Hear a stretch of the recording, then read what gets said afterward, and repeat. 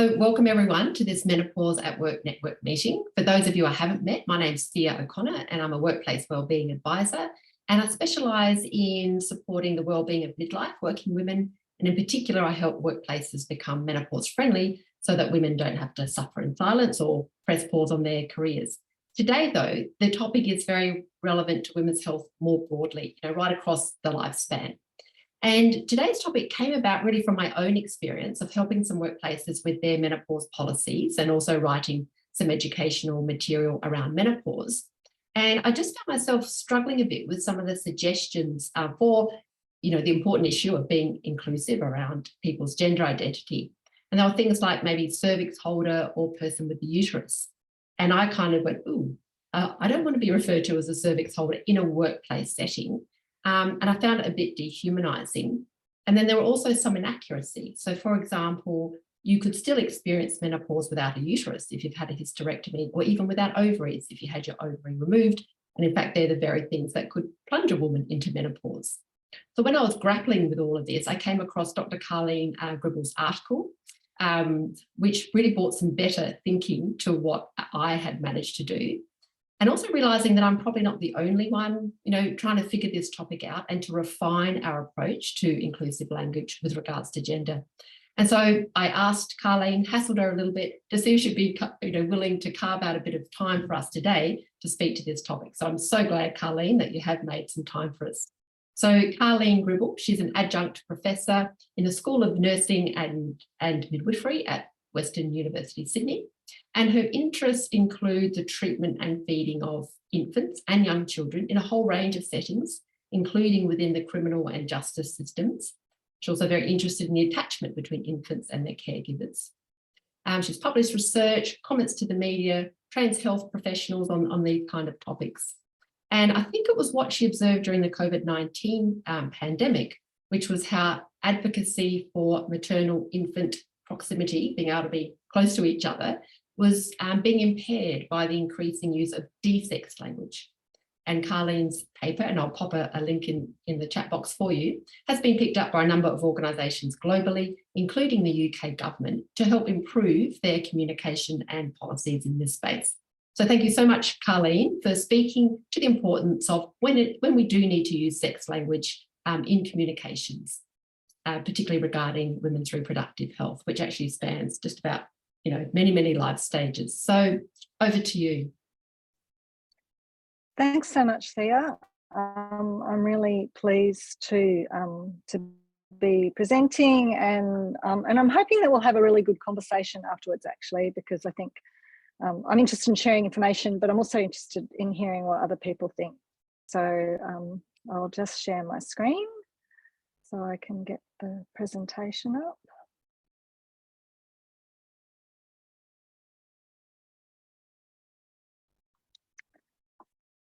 Okay, so I've titled the presentation Women's Health in the Workplace, Why Sex Language Matters. Whoops. And you can see here, I've got a cover of The Lancet, an issue of The Lancet, with the quote, which caused a lot of controversy, saying historically the anatomy and physiology of bodies with vaginas have been neglected. And I guess that's an example of where language has been desexed. But there's lots of different words that are used as replacements for terms like women and mothers. And so bodies are used, references to physiological processes. But before I get started on the meat of it, I suppose, just some definitions. So, and these are the three most important terms in this space. So we've got sex, which is the reproductive categories of male or female. We've got gender, which is around social norms and societal expectations, sex stereotypes and the roles ascribed to the two sexes. And we've got gender identity, which is an inner sense of self as being masculine or feminine or something else, or an internal understanding of oneself as a man, woman, both or neither. The origins of gender identity, it's a pretty new concept. It was developed in the US in the 1960s. and was refined in the 1990s and onwards through a postmodern philosophy called queer theory. Queer theory argues that sex and gender are both socially constructed, but gender is the more important. And what we've seen, I think, particularly in the last decade, is that the number of people who experience a gender identity that's in conflict with their sex has increased in the West. And over the last 5 or 6 years, we've seen a trend to de-sex the language of female reproduction, which started in the USA and has spread to other Western countries and increasingly beyond. So we've got a situation where the words woman and mother can have sexed or gendered meanings. So the established sex meaning of woman is of a female person and of mother as a female parent. And, you know, these are very old terms. If you go to the Oxford English Dictionary, they'll have examples that go back 1,000 years of usage of these terms. But we also have these new gendered meanings, where woman means a person with a gender identity of woman, and mother means a parent with a gender identity of woman.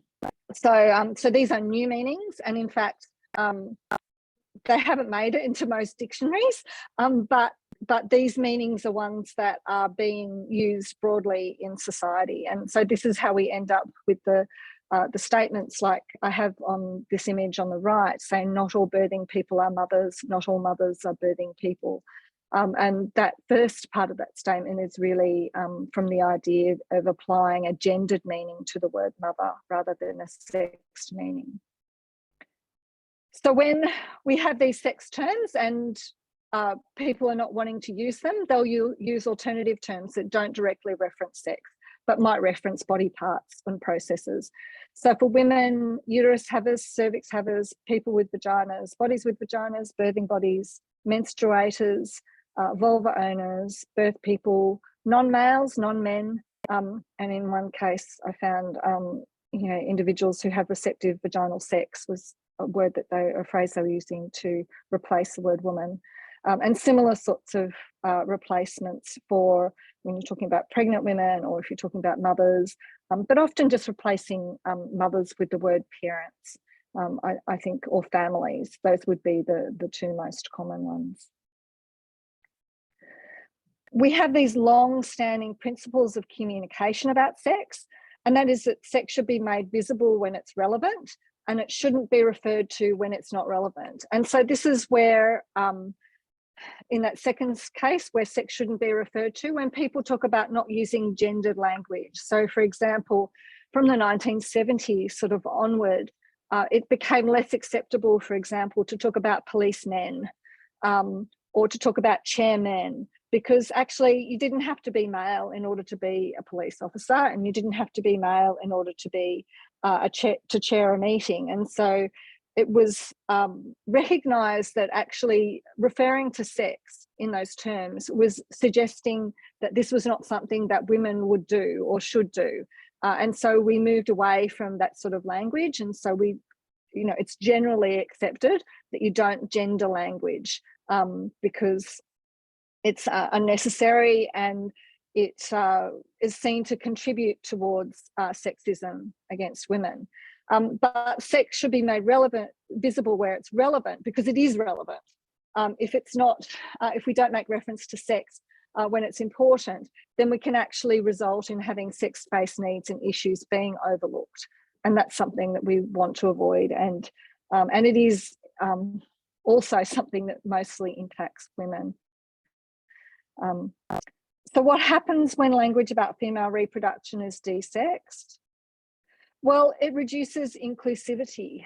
When we're talking about health communication particularly, the plain language principle is absolutely central. And I've got an image there from my local hospital, which says, you know, what is health literacy? The ability to understand and use information to make health-related decisions.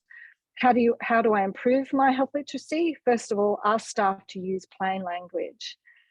So it's people who have low literacy or education, have an intellectual disability, or who've been communicated in the language that's not their own, their first language. So non-English, non-first language English speakers, they're the ones who have the most difficulty in understanding more complicated language.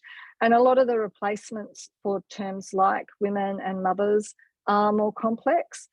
And, terms like cervix havers or cervix owners, that's complex language.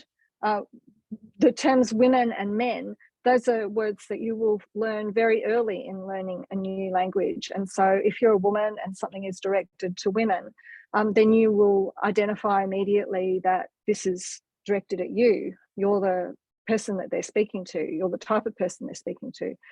But if they're talking about people who have a cervix, then people are not necessarily going to recognise that they're being spoken to. And in fact, I noticed this morning, I think it was the Victorian Cancer Council has a campaign around cervical cancer screening, where they don't use the word, they've got a video, they don't use the word women in it once. All the way through they talk about, this is for people who have a cervix.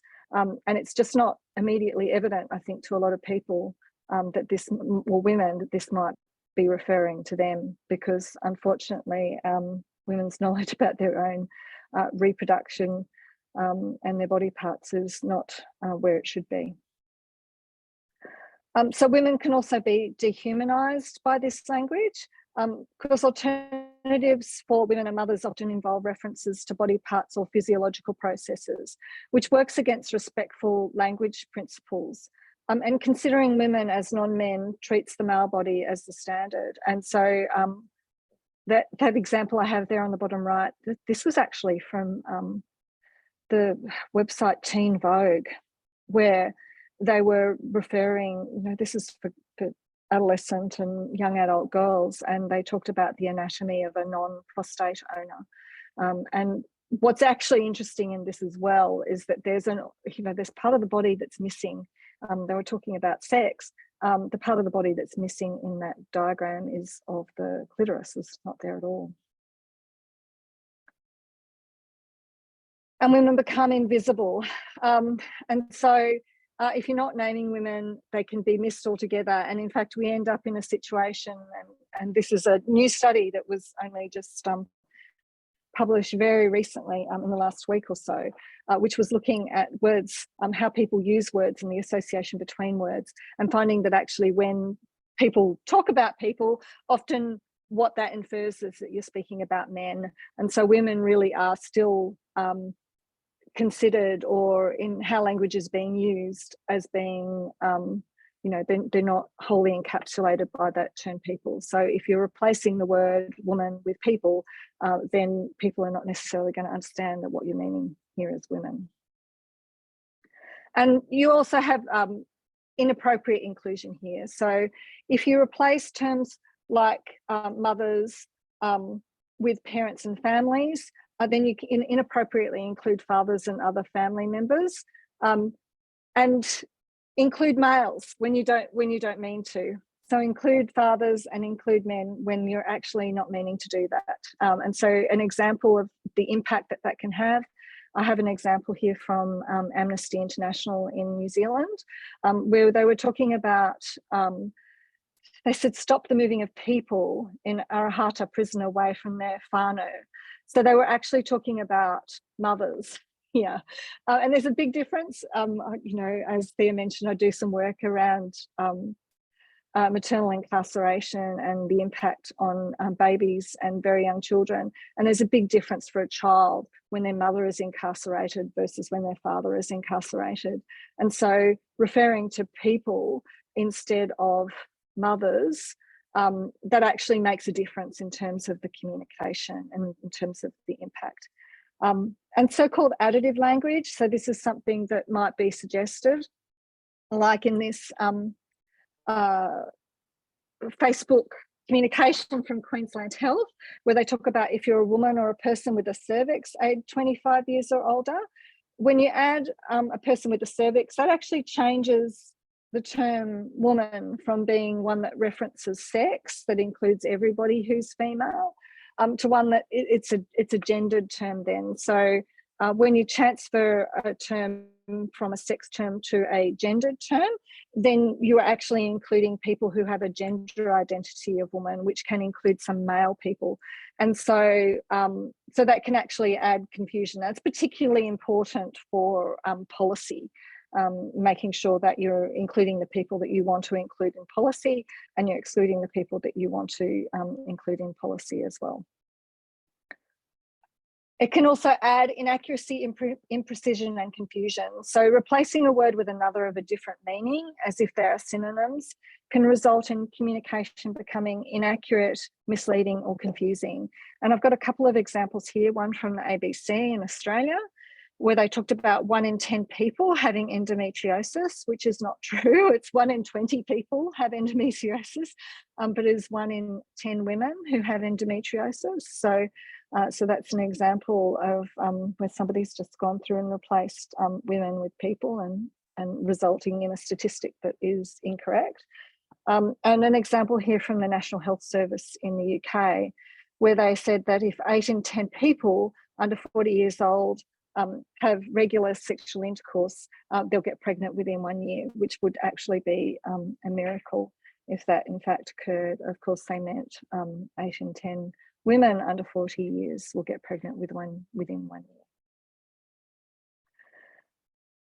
year. So if you don't, specifically coming around to menopause, and I think Thea addressed this at the beginning. So if you don't want to say women who experience menopause symptoms, can you say people with a uterus? That's not correct, because you cannot have a uterus and yet have menopause symptoms. Cervix havers, ovary owners, menstruators. None of these are accurate, and would everybody know, if you use those terms, would everyone know that it means them, that's referring to them?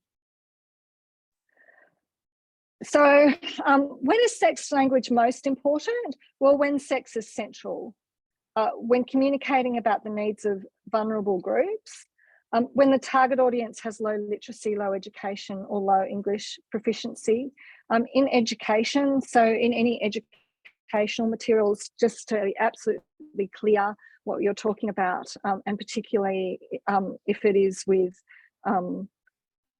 young people, if it's with vulnerable groups, making sure that language is clear, and that you're really clear about who the sex of the people that you're speaking about is really vital. And in policy, as I mentioned before, making sure that you include the people who need to be included and exclude the people who you don't want to be included. And consider the purpose of the policy. So, I mentioned confusion, and there is so much confusion about the place. I think I have some examples here on the left-hand side. One is from the Canadian Cancer Society, which talks about the need for trans women to have screening for cervical cancer, which is not true. Like, it's not, if you're a trans woman, you don't need to have cervical cancer screening because you don't have the cervix. And again, an article with transgender women talking about menstruation, which of course they don't experience because they're not female.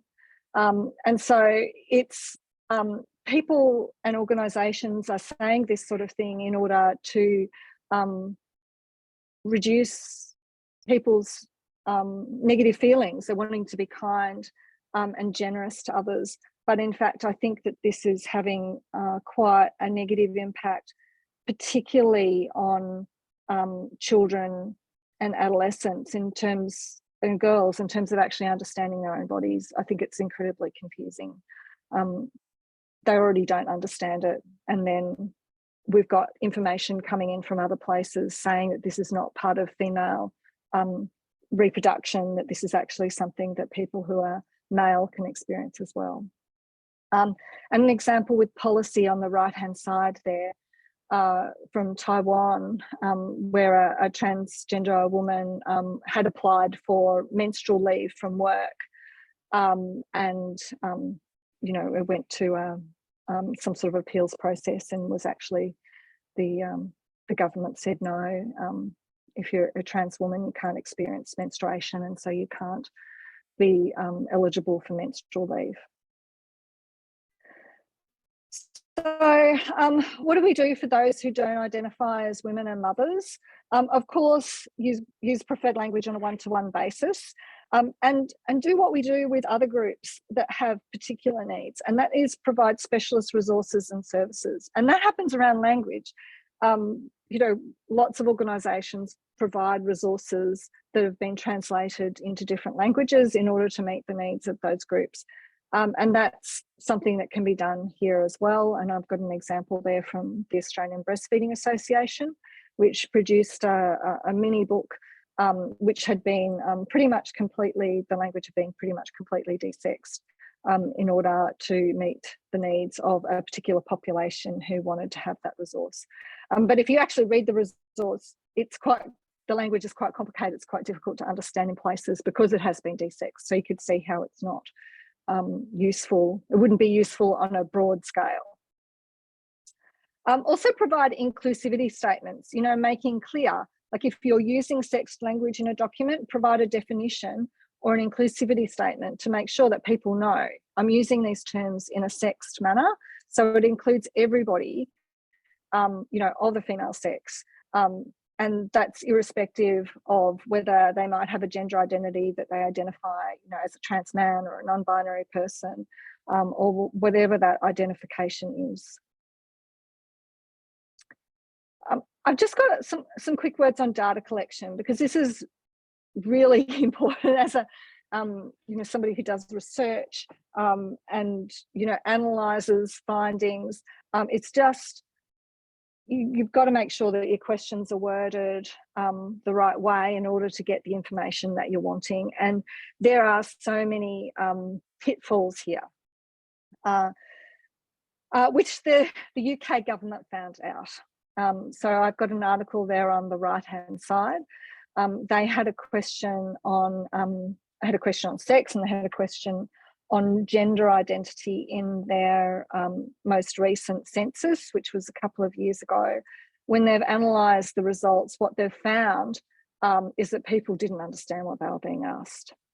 And so it resulted in a situation where the highest proportion of people who the data told them were transgender were in places where they had very, very high levels of non-first language English speakers, and people who said that they had, you know, English as their second language were more likely to say that they were transgender than people who had English as their first language.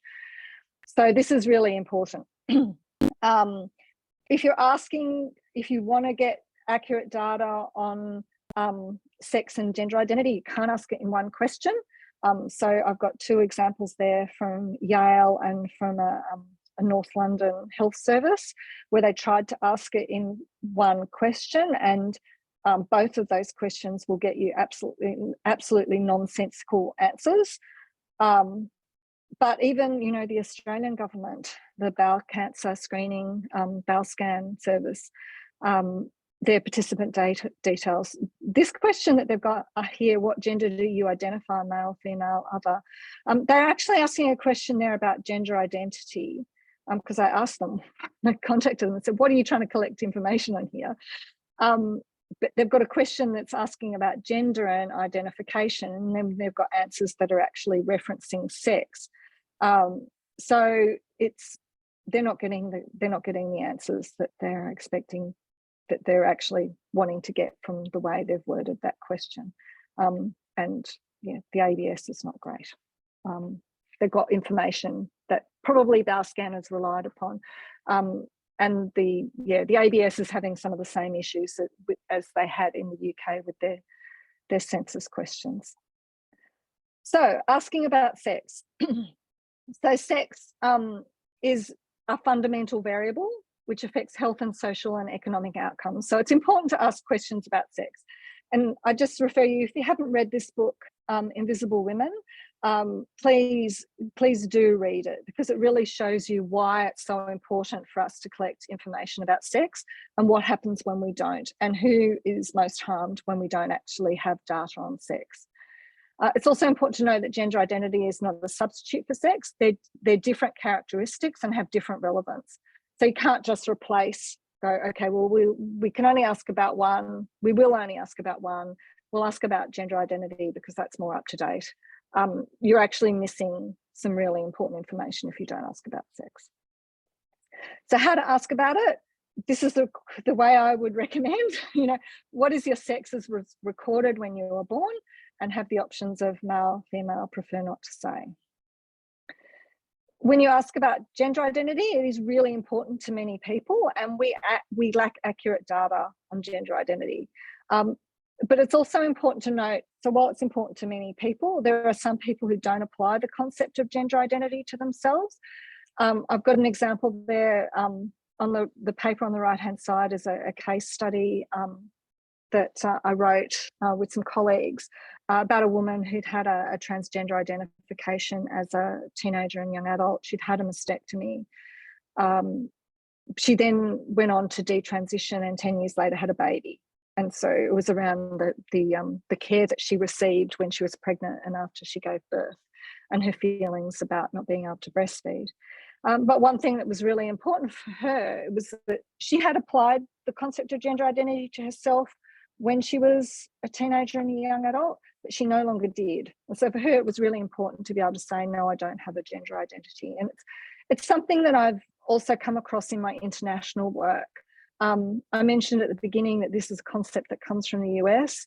So for a lot of people around the world, they actually see this as, this is a US idea. This is not something that I apply to myself. And so in some of my international work, have had people, when they've been asked to, or being required, for example, to say what their gender identity is in order to register for a webinar, have gotten really angry about it and said, this is cultural imperialism. This is an American idea. You shouldn't be requiring us to apply this to myself.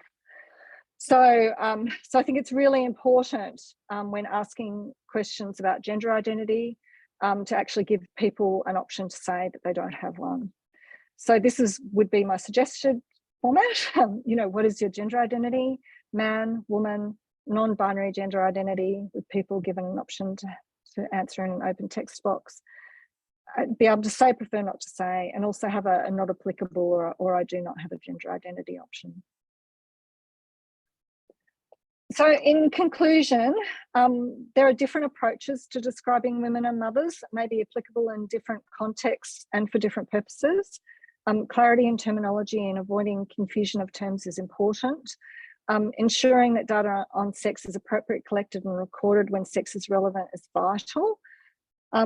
When sex is met, refer to sex. When gendered expectations of the sexes is met, use gender and clearly define it. And when gender identity is met, ensure it is distinguished from both gendered expectations of the sexes and from sex itself. Don't get confused.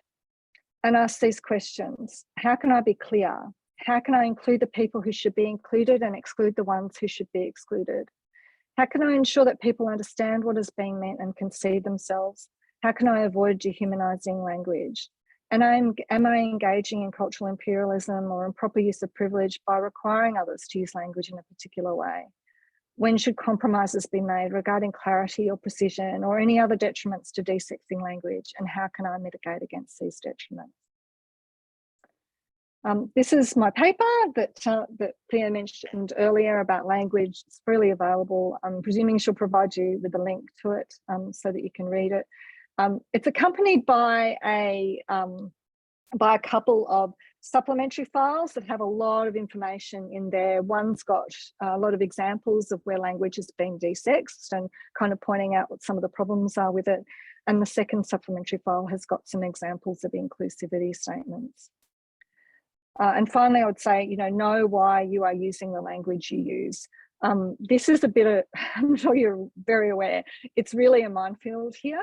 I think it's something where thinking about things carefully and working out why you've got the approach you've got is really important. And yeah, being calm about it, I think, is one of the most important things, and kind of recognizing too that you're not ever going to make everybody happy, whatever approach you take. So I think that's the end. It is indeed. So hopefully we can have some discussion. Yeah, thank you so much, Karleen. There's so much in there to contemplate, and yeah, thank you for your clarity. That was amazing, and also, you know, some practical suggestions forward as well. What stands out for me is, like, it seems like en masse we all need a physiology education on the female physiology, hey, to help avoid some of those inaccuracies. Yeah. Look, if you would like to ask Karleen a question, you can pop it in the chat box, and I can see one here now. And or if you want to, you know, chat as well, you can just pop your hand up. But here's one question. Would you capture people who are intersex when asking about sex? That's something that occurred to me as well, Shani. Yeah. Yeah, so there's a whole nother history there with intersex, and I think it's really important. Like, there's some big minefields here. So first of all, you know, what is intersex?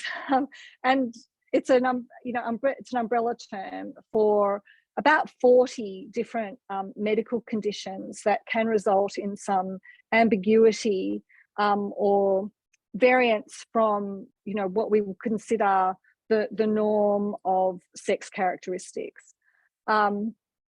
For the vast majority of people who have one of these medical conditions, they are unambiguously male or female.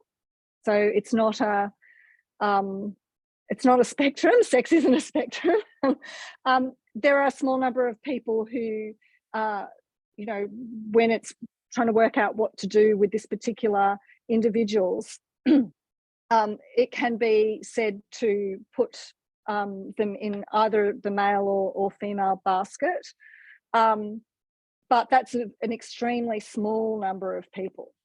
And when it comes to collection of data around intersex, it's increasingly being taken up as an identity. And so, so if you ask people, if they, like, just say, if you had on a survey, you know, what is your sex, male, female, intersex, you will have a lot of people who will tick that box who don't have one of these conditions, but they are identifying as intersex. And so it's really quite a specialist area, and it is not something that you would generally ask for in most data collection. So, for example, I had a study that was out recently, a survey, and my university asked me this question, and I said, then I'm thinking that at the most I will get about 2,000 people complete this survey. And I would expect from that, from the variance of number of people across the population who would have an intersex variation, that would result in less than a handful amongst that population. I can't do anything statistically with those numbers. And I wouldn't do anything with that data, and so, you know, so it's also not helpful. And those people will have been recorded as male or female on their birth certificate as well. We do now, in some jurisdictions in Australia, have the option for infants to be registered as X. But I was speaking a while ago with somebody from Intersex Human Rights Australia about this, and he said to me, as far as he was aware, there'd only been one child that had ever been registered with an X at birth, and in fact that child didn't have an intersex variation. So the parents were doing it for sort of like political reasons, or you know, nothing to do with intersex. So yeah,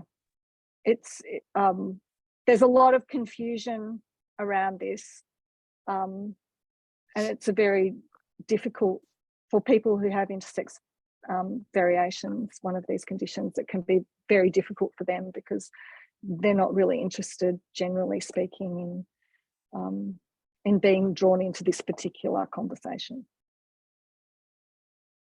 Awesome, thank you, Karleen. So a couple of hands up, but I'll just go to Sarah's nice straightforward question. How can I best talk about someone going through menopause? And yeah, just going back to what, you know, Karleen was talking about earlier, we're not talking about in conversation, you just call people whatever they want to be called. This comes back to the more when we're writing material. Do you have any thoughts? And by the way, we're really setting you up here, Karleen, to have all the answers, but have you got any thoughts in response to that one? So what was best talk about someone going through menopause? Yeah, language. Well, I mean, I guess it depends on what the context is. So if it is on a one-to-one basis, or if it is you're talking to a broad population, or you're doing, like you're answering, like you're writing an article for a newsletter or something. I think in most circumstances, it is most helpful to talk about this as being something that women experience. You might need to actually define what you mean by women, but particularly if it's only if it's a relatively small thing that you're doing, you don't want to make, like in my experience, it's, you don't want to make a big deal of it. And you can do that quite simply with a definition. So, in this bit of writing I'm doing, the word women refers to people, of the female sex. And, then it's sort of done in one sentence. Awesome, thank you. I might go to a few hands up here. I'll go to Debbie first and then to Sarah. So Debbie, would you like to unmute your microphone? Yes, thank you, Thea, and thank you so much, Karleen, for the really interesting conversation there. It's given me a lot to think about, and something that quickly came up was when you talked about survey responses and then the confusion that could come between the options you provide people between gendered options and sex options. So someone who is intersex, as you say, is a minority of people, but if you have someone that wants to identify as intersex, then they wouldn't, I don't think, identify as non-binary. Would that be confusing the genders? That's what I'm trying to ascertain. Like if we add male, female, non-binary, intersex, is that a confusion of the two sex and genders or not? Yeah. And what do you do to make sure that people who are non-binary identify as non-binary from a gendered perspective are able to be represented on a survey where for some reason we decide we need to know? Well, that's why you need to have two questions. Right. So, and not mix them together. And I would also say, so in asking a question about gender identity, not to use the words male and female. I really think that those terms should be reserved to reference the sex, as they do. Like this is a term that we use for animals and plants even as well, like it's actually referring to reproduction. And so I think it's really important to only use them to reference sex.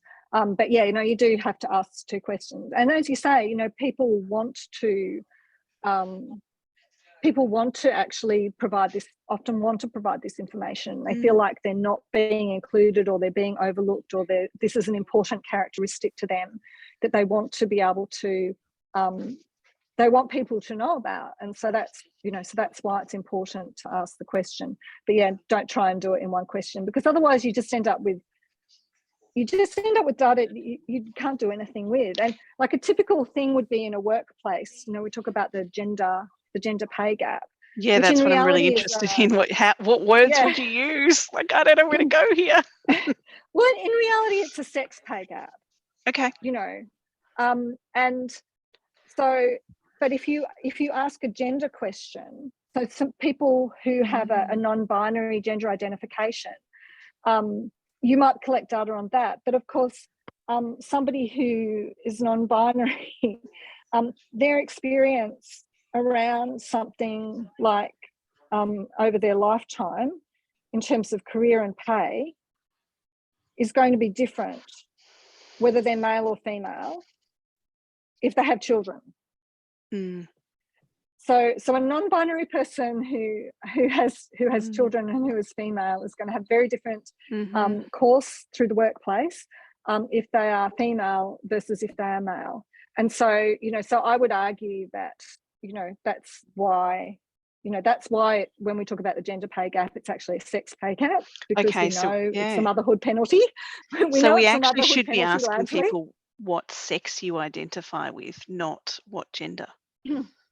From that perspective. Well, or asking, and the way I worded the question is, what is your sex as was recorded when you were born? This is the question that the Department of Health used all through COVID, because it was really important to them that they knew whether somebody was male or female, because there was a sex differential in severity of COVID-19. You know, people who are male were more likely to have severe COVID-19 disease than people who are female. So they needed to make sure that they collected the questions accurately. And I've got to tell you, the people who are really good at collecting data on this are from, you know, any research that ACON is involved with. And, you know, they're the people who produce the Australian Workplace Equality Index. They know the difference between sex and gender identity. They word their questions in order to get accurate information, and so they'll term it often, but not always. They'll term it around, you know, what is your sex as assigned at birth. I don't like that terminology because I don't. It doesn't fit with my science background. You know, like we're not assigned a sex. It's like the sex is observed. You know, apart from those very, very small number of people who I said have one of those intersex variations, which means that they could be raised as either male or female. Those people have their sex assigned, but for the vast majority of the population, it's an observation that occurs. But yeah, so that's why it's around, you know, what did your birth certificate say when you were born, because that will be an accurate measure. Whereas gender identity is an identification question. And you know, if you ask that question, you know, what gender do you identify, you know, what gender identity do you have, or, you know, what gender do you identify with, or, you know, then you're going to be able to collect that information. But I definitely think that it is worth collecting that information. And it is also, like, we have a data gap here as well. You know, we don't know. You know, I can speculate around non-binary gender identification and the different pathways through the workforce. If somebody is male or female, I'm pretty sure that I'm right. I can't see how I could be wrong on that.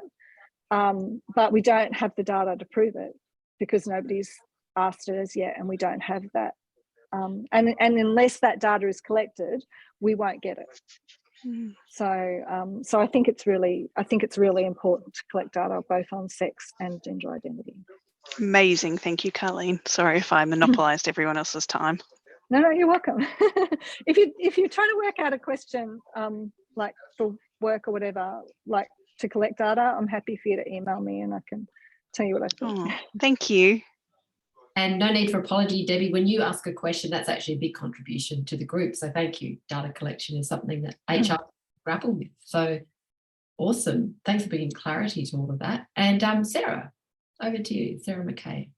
Thanks for organising this, Thea. Karleen, I just wanted to take the opportunity to thank you personally and face-to-face, because as you know, I referenced your work in my most recent book. For everyone else, I write about women's brain health across the lifespan, and I tied myself up into absolute knots in my most recent book because many of the neuroscientists I spoke to who are working within the pregnancy, motherhood space were using desexed language, and I didn't want to use that. I didn't feel it was appropriate. There were other scientists who were as adamant the other way, and I didn't quite know how to approach that to be sort of honest to the work. And then when your paper came along, it was so grounding and gave me a real framework and reminded me kind of, I suppose, of my ethical obligations as a science communicator to be clear and straightforward and precise and to think very deeply about what I'm talking about. So it was absolutely transformative and grounding to my, it helped me unravel the knots that I'd got myself into. So, and you know, enabled me to write a really nice, clear disclaimer. Funnily enough, I thought I would get pushback for using non-inclusive language, but I've had more pushback about having a disclaimer in, so you can't please everyone all the time. But yeah, I just wanted to say thank you, because your work has just been so incredibly useful to me personally and professionally. So I hope it is as much to other people. I'm really glad to hear that. It's good to hear when somebody reads a paper and it's actually being used. So that's my jam. I mean, it is. It is. it is difficult, and as I said at the end, you're never going to make everybody happy, but I think, you know, that key is, you know why you are using the language that you are using, and be okay with using language differently in different contexts. You know, I think that that's really important. And also, you know, like I don't use the phrase inclusive language, because I think it's a misnomer, and I think it muddies the waters. I don't like it, because it makes it sound, if you're not using it, you are exclusionary. No, yeah. Exactly. And I actually think, you know, like my work has been with the most vulnerable mothers and babies, and some of them have, you know, experienced language being used to marginalize them. So, for an example, a woman that I interviewed for a study that I was doing on out-of-home care was telling me all of her children were in out-of-home care. She had an intellectual disability. She loved her kids. She couldn't care for them. But you know, told me about a caseworker telling her in front of her daughter, "You were just an incubator for your children." You go, that is not okay. And you've only got to look at the power that language holds, and particularly around the term mother, to see the extremes that people go to avoid calling a woman who's given birth to a baby in a surrogacy arrangement, to avoid calling her a mother. Yeah. And the reason why is because it holds power. Like it's got a lot of meaning in there. And so if we do this across the population, what impact is that going to have, and who is going to be worst affected by it? And it will be the most vulnerable mothers and babies. So that's where I came from when I came to this. Thank you for that. And I also teach a course on women's brain health and neurobiology, and we now have your paper as one of our key readings at the beginning for people helping to get to grips. Whatever way you go with your language use, I say to them, this will help you be more informed. So thank you. Yeah, no worries. Awesome. Anyone else got another question or comment? So I do know that on the hour, some people do need to leave, and that's fine. If you could take a moment to fill out the feedback survey, that would be great. But as mentioned, I'll pause the recording shortly, and we'll have just a little bit more discussion. But I'd love to go back to Sarah's question, you know, really fleshing out, well, what language after today are we going to use when we're talking about menopause? And yeah, I'd love to just unpick that a little bit more. That would be great. But has anyone else got any comments or questions that they'd like to contribute at this point? No, okay. I guess what I've really appreciated about today, Karleen, is just bringing a factual basis to some of the choices that we, you know, now make around language. That's been just very clarifying, and I appreciate your steadiness and the clarity that you've brought to this. That's been awesome. So I'll pause the recording now. Just give me a moment, and we'll keep the conversation going.